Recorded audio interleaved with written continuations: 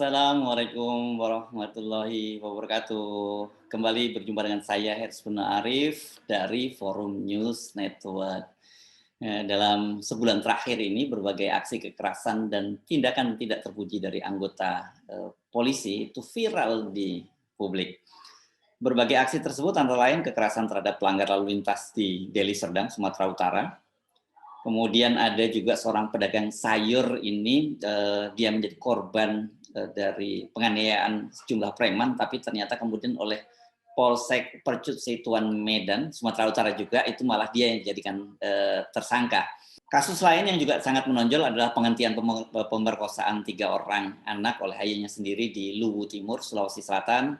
Kemudian ini juga bikin geger kasus Kapolsek yang minta pelayanan seks dari anak perempuan seorang ayah yang ditahan polisi. Ini kasusnya di Parigi Mutong, Sulawesi Tengah. Dan tentu saja yang paling heboh itu adalah aksi dibantingnya seorang mahasiswa yang sedang melakukan unjuk rasa di Tangerang, Banten.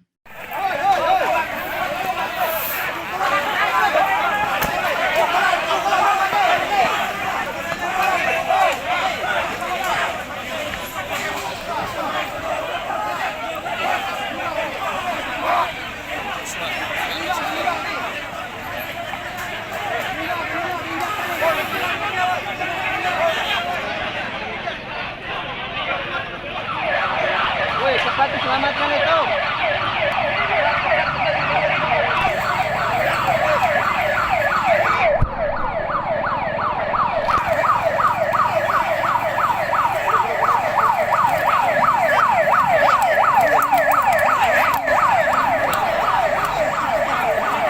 Videonya viral luar biasa. Kasus tadi hanya sebagian kecil dari berbagai aksi tak terpuji anggota kepolisian. Hari-hari ini ada juga kasus yang tengah viral, walau bukan berupa aksi kekerasan, yakni seorang polisi, seorang anggota patroli polisi jalan raya memanfaatkan mobil dinasnya, mobil dinas patroli jalan raya itu menembus jalan raya hanya untuk gagah-gagahan dengan pacarnya. Ini katanya di media sosial disebutkan bahwa ini dia membawa pacarnya jalan-jalan ke puncak kebun binatang dan kemudian ke puncak. Walaupun kemudian komandan dari sang polisi ini membantahnya, katanya itu ada persoalan pribadi antara dia dengan pacarnya, tapi sang polisi ini sekarang tengah diperiksa oleh Divisi Propam Polri. Berdasarkan catatan dari Kontras yang dikutip oleh BBC, sampai bulan September ini saja, ini sepanjang tahun 2021 ya, ada 442 kasus kekerasan polisi. Data ini dikumpulkan dari data yang terbuka, yakni penelusuran media, pendampingan kasus, dan informasi dari jaringan organisasi. Artinya bolehlah disebut kasus itu terjadi sejak Listio Sigit Prabowo menjadi Kapolri. Jenderal Listio Sigit Prabowo ini dilantik oleh Presiden Jokowi menjadi Kapolri pada tanggal 27 Januari 2021. Ya memang Januarinya sudah di ujung, tetapi tetaplah kita bisa simpulkan bahwa kita mudahkan saja bahwa kasusnya sebanyak kasus tadi terjadi di bawah kepemimpinan Listio Sigit Prabowo sebagai Kapolri. Tak lama setelah Listio Sigit menjadi Kapolri, ya, ini pada tanggal 16 Maret 2021, itu ada kasus yang saya kira sangat menarik perhatian publik, yakni ada 2 orang polisi di Bandar Lampung itu yang membantu begal truk. Mereka bekerja sama dengan pegawai Dishub sebagai perantara dan penadahnya seorang anggota DPRD di Lampung Selatan. Bagaimana bila dibandingkan dengan tahun sebelumnya, yakni tahun 2020? Masih kita menggunakan data dari Kontras, terdapat 372 kasus kekerasan yang melibatkan anggota polisi. Artinya memang terjadi peningkatan kasus selama Listio Sigit menjadi Kapolri. Nah, sekarang kita fokus pada pertanyaan semula. Apakah meningkatnya kasus ini secara kuantitas atau jumlah dan kemudian secara kualitas? Kok kayak menggunakan istilahnya kualitas ya. Tapi mudahnya kita sebut saja secara kualitas gitu. Selama Listio Sigit ini pertanyaannya apakah kasus-kasus ini itu bersifat alamiah? Nah, ini lagi-lagi istilahnya saya menggunakan istilah yang istilah alamiah rada aneh nih ya.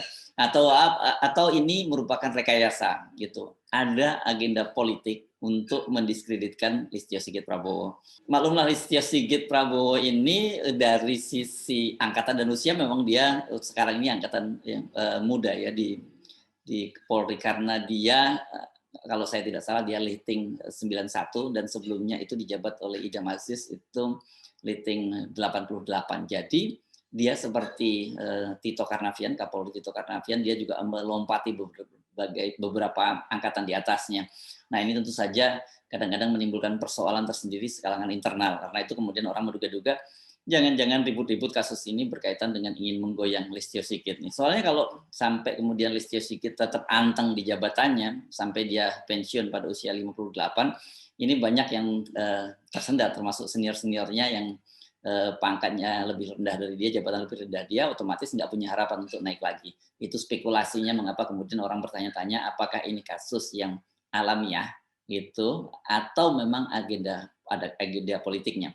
Nah kalau kita amati kasusnya satu persatu, kita menyimpulkan bolehlah dibilang ini kasus atau kekerasan dilakukan oleh anggota polisi ini bersifat alamiah, natural, begitulah memang wajah polisi kita. Bahwa kemudian ada yang mencoba memanfaatkan kasus ini di tengah banyak maraknya kasus-kasus yang viral dan jadi perbincangan publik, digunakan untuk menggoyang Listio Sigit baik dari kalangan internal maupun eksternal. Ya itu wajar-wajar saja, namanya juga usaha ya. Tapi pertanyaannya mengapa kasusnya meningkat atau kemudian jumlahnya lebih banyak dan kemudian menjadi heboh di publik di masa Listio Sigit Prabowo. Untuk soal ini saya kira jawabannya sebenarnya cukup jelas ya, karena makin masifnya media sosial dan juga makin luasnya kepemilikan smartphone. Jadi setiap kali ada peristiwa-peristiwa semacam ini, ada peristiwa di lapangan ketika polisi melakukan kekerasan, warga itu dengan mudah mendokumentasikannya kan. Anda tahu sekarang ini banyak sekali orang juga memasang kamera di dashboard mobil gitu. Jadi ketika ada polisi yang melakukan tilang atau melakukan tindakan-tindakan tidak terpuji di jalanan itu dengan mudah ditangkap kamera oleh warga.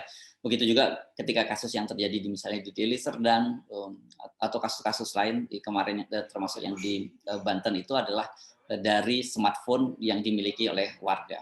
Nah, kasusnya itu kemudian menjadi heboh karena setelah didokumentasi kan kemudian gampang ya dikirim saja ke media sosial, nggak usah canggih-canggih lewat WhatsApp group atau platform-platform pertemanan lain itu langsung viral dan banyak sekali media-media konvensional kemudian juga yang mengambilnya menjadikan konten untuk pemberitaan.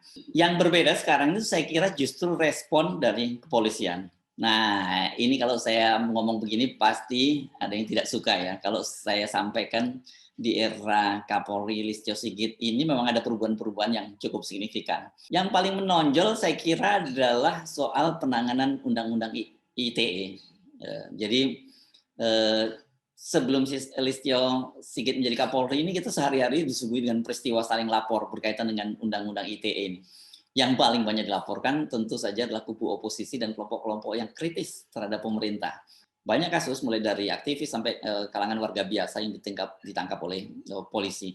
Dan anehnya pada waktu itu banyak sekali kasus-kasus terutama para orang yang dikenal sebagai buzzer itu atau pendukung pemerintah yang juga melakukan berbagai pelanggaran undang UU ITE, kemudian mencemar nama baik ketika dilaporkan ke polisi itu kasusnya tidak ditangani oleh polisi, menguap begitu saja. Nah inilah yang ketika Listio Sigit pada waktu dia menjalani fit and proper test di Komisi 3 menjanjikan bahwa dia akan mengubah itu, yakni tidak lagi hukum itu tidak hanya tajam kepada para kelompok oposisi, tetapi kemudian tumpul terhadap mereka-mereka yang menjadi pendukung pemerintah. Dan itu kelihatannya sejauh ini ya, ini saya mesti memberi catatan, sejauh ini dibuktikan oleh Listio Sigit. Kita tidak pernah mendengar lagi ada orang yang begitu dilaporkan ke polisi langsung ditangkap begitu saja. Selain adanya SKB, surat keputusan bersama 3 orang menteri, di masa Listio Sigit ini ada pedoman Kapolri tentang penanganan kasus Undang-Undang ITE itu terutama berkaitan dengan pencemaran nama baik, penghinaan, ataupun juga yang sering disebut sebagai fitnah.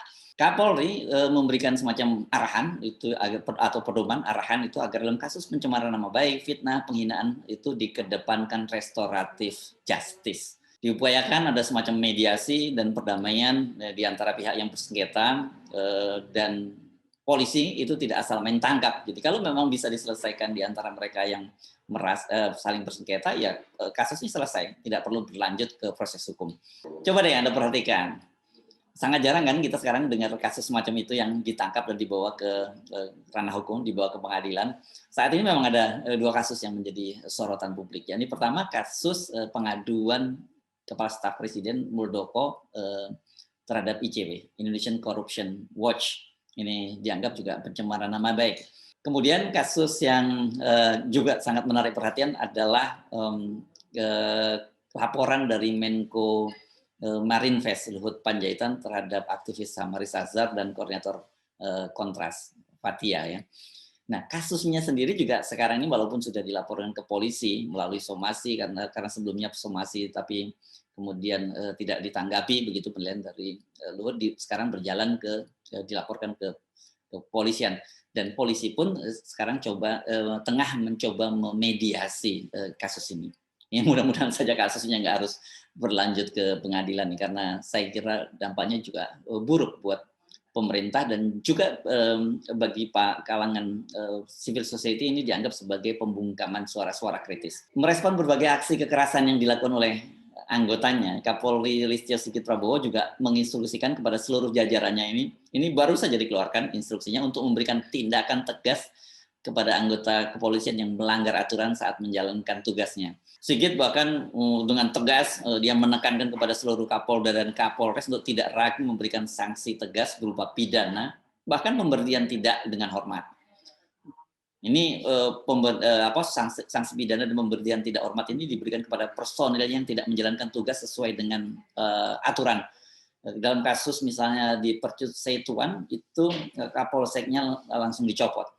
Begitu juga dengan kasus polisi yang membanting mahasiswa di mana di Banten, di Tangerang Banten, walaupun dia sudah minta maaf, bahkan termasuk Kapolres dan Kapoldanya minta maaf, tapi prosesnya terus berjalan juga. Yang menarik itu statement dari Kapolri adalah perlu tindakan tegas. Jadi tolong tidak pakai lama, segera copot PTDH ini pemberian tidak dengan hormat dan proses pidana. Segera lakukan dan ini menjadi contoh bagi lainnya. Saya minta tidak ada Kasatwil yang ragu. Bila ragu, saya ambil alih. Ini kata Kapolri dengan sangat tegas ini. Sikap ini saya kira merupakan langkah yang maju ya, apalagi mengingat pada awal April tahun 2021, Kapolri itu sempat menerbitkan telegram melarang media meliput aksi kekerasan yang dilakukan oleh polisi. Tapi kemudian telegram ini mendapat respon yang sangat keras, terutama dari kalangan petinggi media, kalangan anggota organisasi-organisasi media, termasuk PWI, IJTI, dan organisasi-organisasi lainnya. Dan akhirnya telegram ini kemudian dicabut oleh Kapolri. Yang terjadi sekarang malah berbalik 180 derajat ya. Jenderal Sigit itu baru saja juga menerbitkan surat telegram agar Kepala Bidang Humas di setiap Polda menjelaskan kasus kekerasan yang dilakukan oleh oknum polisi. Ya, masih menggunakan kata oknum polisi ini. Mestinya yang dilakukan oleh anggota polisi lah gitu. Secara transparan. Saya kenapa memberi catatan soal oknum ini semacam eufemisme. Jadi kalau bagus disebut polisi, kalau salah disebut oknum. Begitu juga media, saya memberikan catatan. Misalnya media sering sekali menggunakan kata-kata diamankan gitu. Padahal sebenarnya faktanya itu ditangkap. Jadi harusnya media pun juga melakukan hal yang sama ya. Tidak lagi lah menggunakan kata oknum, tidak lagi menggunakan kata diamankan, karena ini semua eufemisme. Jadi sebenarnya selama memang faktanya seperti itu, seorang polisi melakukan, sebut saja seorang polisi. Kemudian ketika ditangkap, ya sebut saja ditangkap, bukan diamankan. Tapi apalagi kalau kemudian dia ternyata babak belur, ya itu namanya diamankan. Misalnya saja begini, ada seorang pengunjuk rasa gitu yang dikeroyok oleh pengunjuk rasa lainnya, dan kemudian polisi datang melerai, nah itu namanya diamankan. Tetapi kalau polisi menangkap, ya harusnya saya kira mesti digunakan saja kata bahwa itu ditangkap. Nah, balik lagi ke Telegram tadi. Telegram itu ditandatangani oleh Kepala Divisi Propam, Irjen Polisi Verdi Sambo, atas nama Kapolri Jenderal Listio Sigit Prabowo. Sigit memerintahkan agar setiap kepala bidang hubungan masyarakat itu memberi informasi mengenai kasus kekerasan polisi kepada masyarakat secara terbuka. Dia meminta kepada kepala bidang humas untuk transparan. Nah, ini catat ya. Catat ini teman-teman wartawan di lapangan bahwa ini adalah telegram resmi dari Kapolri agar para kepala bidang humas ini transparan, tidak menutupi kasusnya.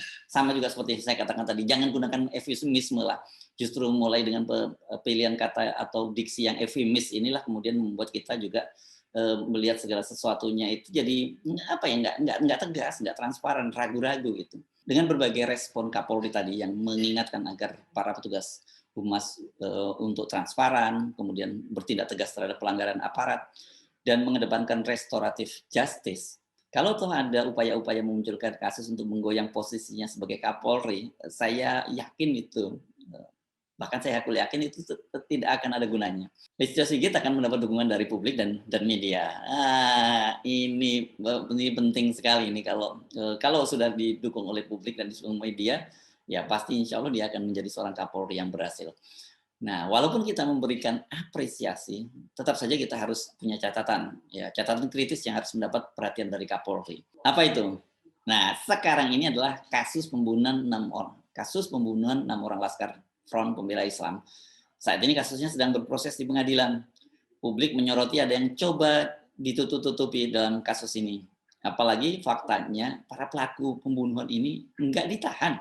Coba bayangkan ada seorang pelaku pembunuhan dia tidak ditahan. Ini kan jelas mengusik rasa keadilan dari publik. Soal lain saya kira yang mengganjal banyak mengganjal dan banyak menjadi pertanyaan kenapa terdakwanya kini tinggal 2 orang. Karena seorang lainnya sudah dinyatakan tewas. Benar, saat kasus ini terjadi, Listio Sigit belum menjadi Kapolri. Saat itu dia menjadi Kabar Eskrim. Namun tetap saja kasus ini akan menjadi catatan publik karena saat ini dia yang menjadi Kapolri. Saya Hersman Arif dari Forum News Network. Sampai berjumpa lagi. Wassalamualaikum warahmatullahi wabarakatuh.